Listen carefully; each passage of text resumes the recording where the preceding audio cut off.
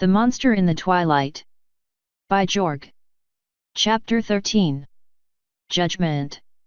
In the Everfree, nothing lasts forever. Within years, the crater left behind by the exploding hive would be nothing but a shallow lake with few visible traces of the destruction involved in its creation. Months from now, the stripped carapaces of the dead changelings would be converted into valuable nutrients for the wealth of hydrophytic vegetation that would clog the shallow edges of the water, providing cover for predator and prey alike. Weeks from now, the piles of wood would have dried enough to spontaneously catch fire in fits and spurts as fire ants performed their role in the ecosystem. Days from now the bodies would be picked over by predator and scavenger alike, everything from tiny insects to massive creatures who only prowled at night to conceal their hideous features from even their own kind. Today, the piles of changeling dead were the focus of something strange and different to the Everfree, of such interest that the normal denizens watched in hiding from behind the tree line. They did not seem to be scavengers or predators, for instead of devouring the widely scattered pieces of changeling bodies, they seemed to take great interest in the living ones. The strange multicolored creatures brought with them all types of wagons and carts, and spread throughout the devastation with amazing precision. Creatures with glowing horns pointed out living changelings, other of the creatures moved fallen trees and rocks to bring them out, and the creatures with wings loaded the battered and stunned changelings onto their flying conveyances and vanished off into the distance. It was all very strange to the forest. If the Everfree was truly alive, it might have wondered why the creatures picking their way through the bodies in search of the living were casting nervous eyes at the descending sun, as if they feared the oncoming night. Standing in the center of the massive crater with his wife, Shining Armor could not help but feel cold sweat drip down the inside of his armor in the baking late afternoon sun. It would be dark in a few hours, before which time Cadence and himself would have to depart in order to be at Cavalia as promised, leaving the nauseating job of rescue to the myriad of Pegasi who had flocked to the rescue effort, both military and many civilians. It itched at his sense of duty to abandon them all to fly with Cadence to the carefree town of her childhood while the rescue crews still searched the piles of the dead for the few still living. The lucky survivors were the physically injured ones. Many of the rest of the surviving changelings did not have a mark on them. They were found curled up helplessly as if their life was being leached away, or just staring out into space with bleeding ears. Despite his earlier flippancy, there was a dark shadow that tugged at Shining Armor's soul to think of his sister as some pony who could kill or maim this many with a single spell. And worse, it was his fault. The sharp chemical tang of smoke forced Shining Armor's mind back to the time just before Twilight took her entrance exam for Celestia's school. Days of constant studying and preparation had driven his little sister into one of her normal fits of neurotic nerves that even double chocolate ice cream had not been able to budge. As any good big brother would do, he had decided a distraction was in order. Sustained use of the flash paper spell throughout the house gave a sharp itch to Everipony's nose for weeks afterwards, in particular on the back porch where the discovery had been made that Miss Smartapants could indeed briefly fly like a Pegasus. After parents and a certain filly sitter had returned to find out just what Twilight and her big brother had been up to, cooler and older heads prevailed before the distraction had turned into too much destruction. Cookies had been liberally doled out along with a stern lecture, and sincere promises had been made that she or Miss Smartapants would never use the spell again. And she had used it to kill. He could not help but look at the muddy floor where Twilight must have been imprisoned. 2 open pods and 2 sets of side-by-side hoof prints leading away meant his sister had some pony else. Some pony who did not wear horseshoes, and who had no hesitation about trotting off with her into the surrounding forest. It meant Twilight actually had some pony who cared for her. He was both happy and sad at the realization. Twilight was alive, and had a friend. Had he discovered this at any time other than in the bottom of a huge crater where she had killed thousands of living beings, his heart would have been singing for joy. The little sister that he had sought for 12 years, who Cadence had hoof-sewn dozens of Miss Smartapants dolls for in hopes of triggering a memory, was not lost forever. Some part of her mind was still there. She was not simply a ravening beast of destruction who could pull down the sun, but some little spark of the tiny filly he loved so much still burned inside her battered body. Perhaps too much of a spark. The folded piece of grubby cloth set to one side of the hoof prints must have been one of the first Miss Smartpants dolls Cadence had faithfully made for their expeditions into the forest. It had always seemed such a futile gesture after each trip into that hellish forest to leave the new doll behind, but he had not argued with his mare friend, and later his wife. Cadence left a tiny little bit of her heart behind in the forest with the doll every time they returned, whether in despair over not finding Twilight, or in anguish at the way she lashed out when they did find her. Shining Armor still worried that someday he would come home to find his wife gone away into the Everfree all by herself, never to return. He was not sure if he could resist the same urge without her loving presence, the urge that called out to him louder every time they were surrounded by the verdant green of the trees and cloying swamp air. The flattened and patched doll now rested tightly against his wife's side, crushed under one wing as if by that intense physical contact the Princess of Love could somehow pass her love to the traumatized little unicorn. Shining Armor had once thought Miss Smartpants was the ugly stepsister of stuffed animals, a badly sewn pony made of scraps and loose stitches that no pony could possibly love. Twilight had seen something else, a doll who needed love because of her shortcomings even more than the other little fillies with their perfect little stuffed creatures who never had a hair out of place or lacked a plastic smile.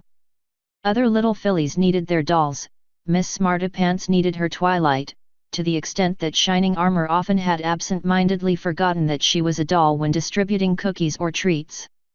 Someone that close to your heart was never given up without loss. He tried not to think of his own well-worn Sir Armor action figure, buried away from spousal detection in boxes of his old things and camouflaged with an old hoofball trophy. What depths of despair was Twilight going through to make her cast away her lifelong friend? ******.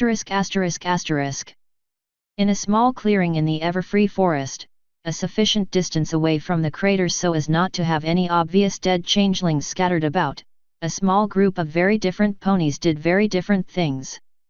The largest of the group, striped in black and white, stood calmly to one side with her eyes closed and all four hooves firmly planted in the thick, rich forest soil. She said nothing at all, but her tail repeatedly twitched, and her head was in constant movement, glancing back and forth as if she were watching a large number of things through her closed eyes. Four of the smallest ponies were gathered together with the jumbled pile of their possessions, separating out the various foodstuffs from camera equipment while chattering away with each other about the grand adventure they had today while lamenting a general lack of additional cutie marks from the experience. The fifth little pony had just emerged from the last pod, all covered in green goop with the emergence being properly documented by the clicking noise of Featherweight's camera. Despite being urged for a picture posed with the collapsing pod, the little red-maned pony went promptly over to Monster and gave her a hug and a messy green kiss on the cheek. "Thank you, Monster." Thu. Twist backed off a bit, and looked her depressed friend over carefully before asking, "Gyth, how long were we trapped?" "Just a couple hours by my watch," said Featherweight, proudly holding up his timepiece. "We've only got a few hours before nightfall, so I'm a little more worried about where we are." The little colt finished his sentence with a badly suppressed giggle, which set off the other little ponies too, but it took Twist to ask the question they were all thinking. "Then why doth Monster look like the th been swimming in purple cotton candy?" Monster had been trapped within her own thoughts ever since she had plodded listlessly through the body-strewn crater, carrying 5 little green pods and a collection of saddlebags in her wake. The green goop that coated her legs almost to the knees was not only the result of being in a pod, but also the blood and other bodily fluids of the changeling corpses and shattered pieces of corpses she had blindly walked through, instead of around like Zecora. The bodies had been so pervasive when they had reached the rim of the crater that her mind had finally shut down rather than watch the reflexive twitches inside the thick piles of corpses. Nothing could have survived that. There can't be any pony alive under that pile. Just keep walking. Don't think. Just walk. There had to have been another no. Just walk. Would it be easier to kill now? Does each shattered corpse lower the threshold until murder becomes a simple reaction? Don't think. Just walk. What if I am so numb to murder that I could kill one of my friends? Any experienced medical pony would have recognized the beginning symptoms of shock on the young mare, from her dilated, staring eyes to her short, panting breaths and sweat-soaked hide. However, a doctor would be baffled at the light purple fuzz that covered her entire body like some sort of pony peach right down to the end of her tail, which had developed somewhat of a purple pom-pom appearance. Lacking a mirror, Monster had not really realized what had happened to her until Twist's outburst, which soaked into her depressed mind rather slowly. But it did soak. Purple," blurted out Monster in shock, holding a trembling, green splotched leg up for inspection, then twisting around to look over her purple fuzzed back. The fuzz did not wipe off, but the green goop smeared across her hide when she tried sent spasmodic little twitches of nausea up and down her stomach.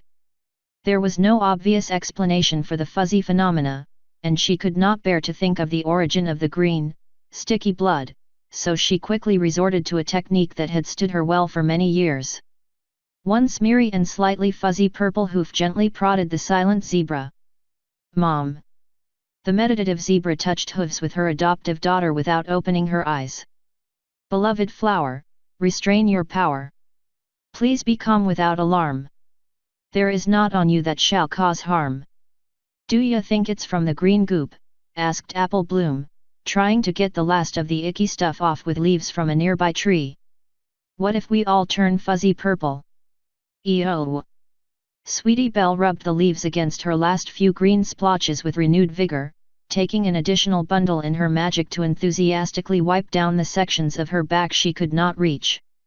"I don't want to be purple." "Purple not that bad," said Twist, rubbing a clump of leaves over Monster in an attempt to clean her up. "We'd look like a bunch of grapeth." "I still can't find my scooter," Scootaloo groaned, grabbing a clump of leaves and contributing to the cleanup effort of the sticky unicorn, who seemed reassured by the physical contact of her friends. "I have no idea where we are either. Miss Zekora, can you get us home before dark?" "My dears, do not fret. This is not over yet.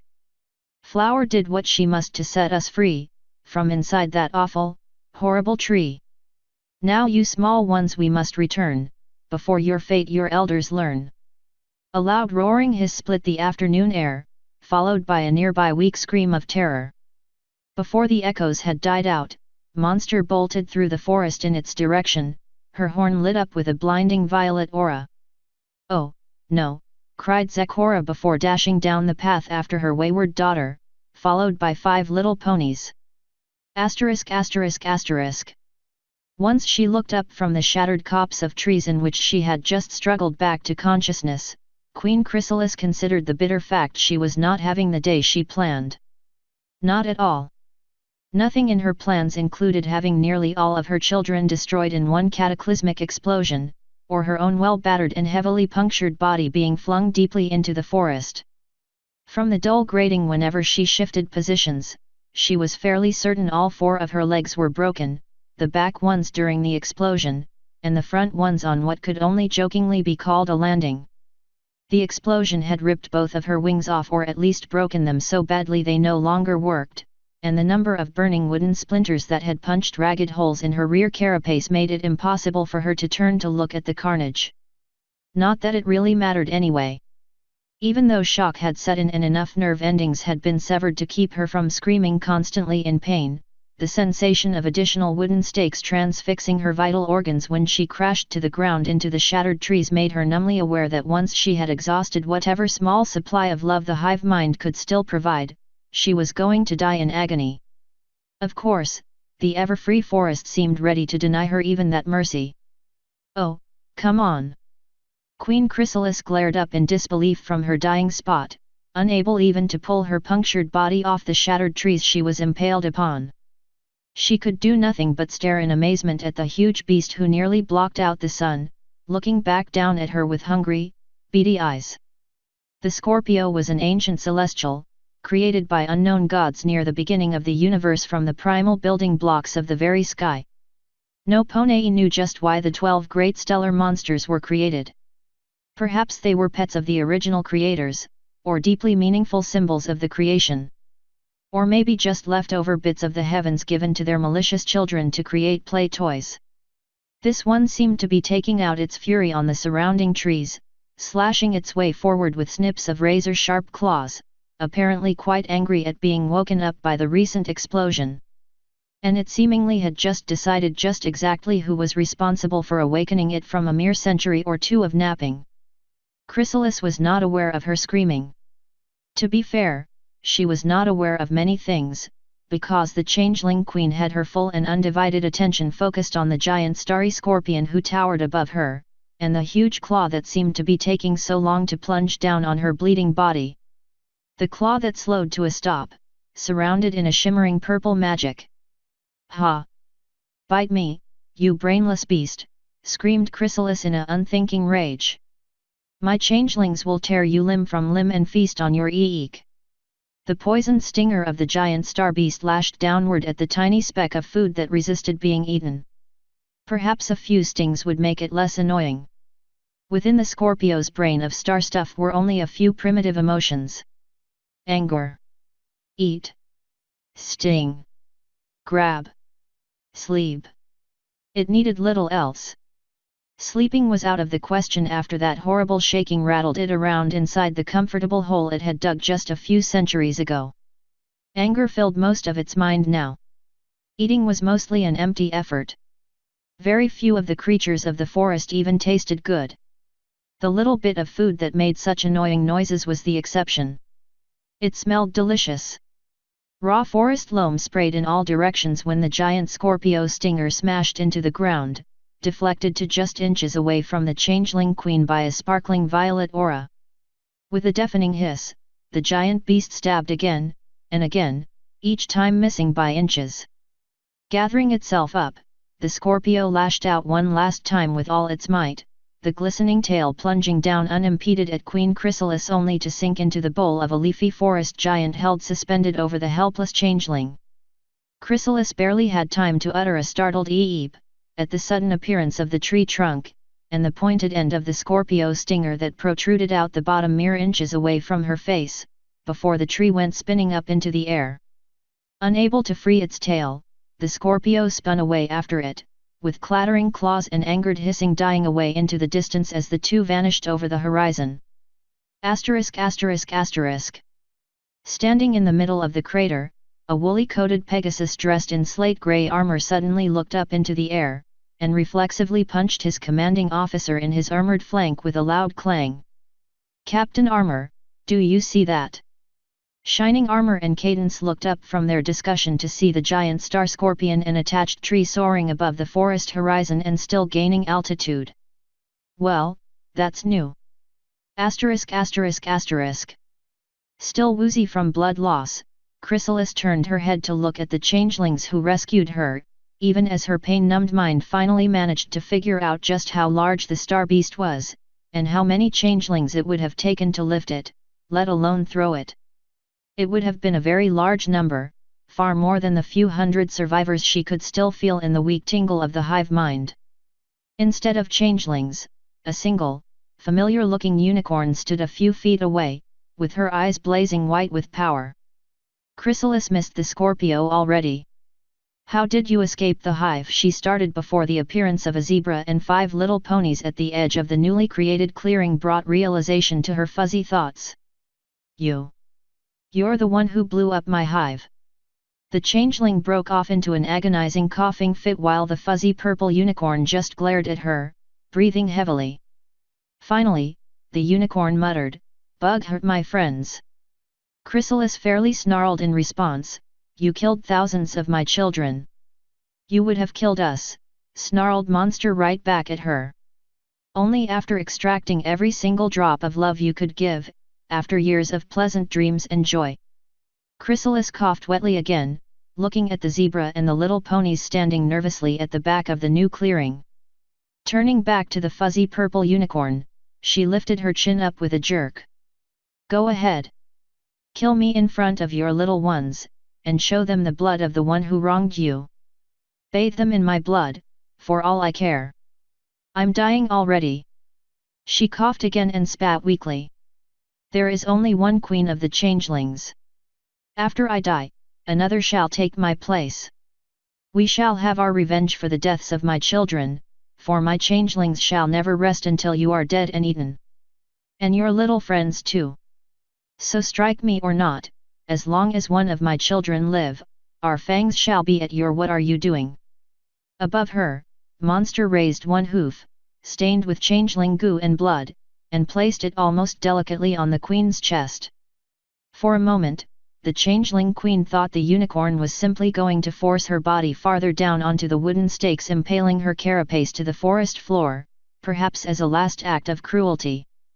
Then her horn lit up, with a darkly burning fire so purple as to be almost black. The tingle of the hive mind in Queen Chrysalis' chest abruptly turned into acidic fire when the faint trickle of love from her changelings cut off almost instantly, replaced by the slimy feeling of dark tendrils sliding through her mind.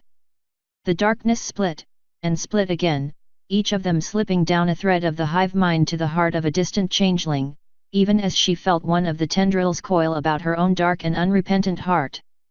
What? Gurgled the changeling queen, as the unicorn's intent became clear and her throat started to contract. That's genocide. Monster spoke but one word, her voice dripping with contempt. Justice. Apple Bloom's curious voice could be heard all the way across the clearing. Zecora, what is she doing? The zebra seemed to be almost a statue while she stood quietly and motionless next to the young ponies. When the changeling queen dies, her life to another flies. If none live when her body retires, the race of changelings forever expires. My daughter fully intends, to put them all to gruesome ends. Twist gave an anguished cry and fairly flung herself across the clearing to wrap around Monster's neck in tears. No, Monster. Thee may be bad, but that doesn't mean all of them are bad. Sweetie Belle was right behind her friend, wrapping one hoof around a purple leg in a tight hug regardless of the mess. Twist's right. I mean, if you judged all ponies by Diamond Tiara and Silver Spoon, you'd think we all were just horrible. Featherweight quit taking pictures and floated down to join the hug with the rest of their friends. They're right, and you know it. Just because she did something bad, doesn't make her a bad pony. She's evil, snarled Monster, her horn glowing even brighter. Evil should be destroyed. She hurt you. She's a bad. The unicorn cut off abruptly as her eyes met the loving gaze of the quiet zebra. Even though Monster had only been adopted instead of being her own daughter, Zecora had always been there for her no matter what, during thunderstorm, freezing cold or when dark things in the night stalked her dreams. There was no bottom to the forgiveness in the depths of her heart, just the same as her shattered memories brought up the image of an older unicorn mare with a purple and white mane who used to look at her that exact same way. As well as a blue unicorn stallion with golden eyes, and a pink-winged unicorn and a white colt and a giant white unicorn who brought down the sun. Chrysalis gurgled helplessly, unable to spit words of defiance back into the foolish little idiots' faces. Forgiveness? Revenge was all she cared about now. The blaze of rage quickly succumbed to an icy chill that crept across her body from the cold hoof on her chest as the spell gained in power and realization began to dawn. She knew she was going to die, but the thought of having her entire race exterminated like insects after so many centuries of existence grated on her flinty heart. The crushing sensation of despair overwhelmed her. Perhaps it was best, after all. The ravenous hunger of the changelings had only deteriorated over the years. Someday soon they would be nothing but loathsome parasites. Hunted in fear. To be exterminated as a danger. Monsters. The purple-fuzzed unicorn standing over the queen suddenly wrenched herself away with a scream of agony that shook the ground and tore deafeningly through the surrounding little ponies. The bellow of pain and rage jolted Chrysalis agonizingly against her bloody stakes while the unicorn reared up on her hind legs, horn pointed to the sky to release a bolt of indigo power with a mighty crackle straight up into the air. The dark threads of power filling the hive mind ripped away from Queen Chrysalis as if 1,000 jagged steel threads were flaying her alive even while the battered unicorn bolted away from the little ponies, darting off into the shadowy forest with the sound of sobbing. Monster! Wait! Apple Bloom galloped off into the Everfree after her, quickly followed by most of the rest of her little friends. Zecora finally moved, walking over to lift up Twist from where she had fallen during the stampede. The zebra looked down at Chrysalis, who gasped for air with a glare in return. Dying queen of the changelings, your life shall soon be no longer. But the new queen you select, can make your kind stronger. Forgiveness is what I choose to give as your instruction. For revenge will lead your children to destruction. Be very careful about choosing your successor. But remember you are dying. So. The zebra turned her back and began to trot after her daughter. No pressure. Aren't we staying with the bug lady, Zecora? Asked Twist, with a look of conflicted stress between her friend, running away in the distance, and the mortally wounded changeling. No, you must come right now, my little one. In order to catch my flower, we both must run. The little pony dashed off after the zebra for a few steps before doubling back to Queen Chrysalis just long enough to stick a cinnamon stick in her mouth, then ran as fast as her little hooves would carry her after her friends. The dying changeling queen sucked in welcome air despite the gurgling that had begun to fill her lungs. With the departure of the small one, the clearing was as silent as anything ever got in the Everfree. Only the buzzing of insects and the faraway flapping of approaching Pegasus wings could be heard through the ringing that still echoed through her head. There were at best mere minutes to go before her essence would pass to the hive mind and a new changeling queen would be born. It seemed like such a short time compared to her long life, and whatever changeling inherited her power would certainly curse her stupidity as the remainder of her children starved. Then her race would die, just as she was dying. Alone. Unloved. Struck down as a monster. As the sounds of wings grew louder, Chrysalis gave an experimental suck on the sweet candy and managed to smile, despite the pain. They really are made with love.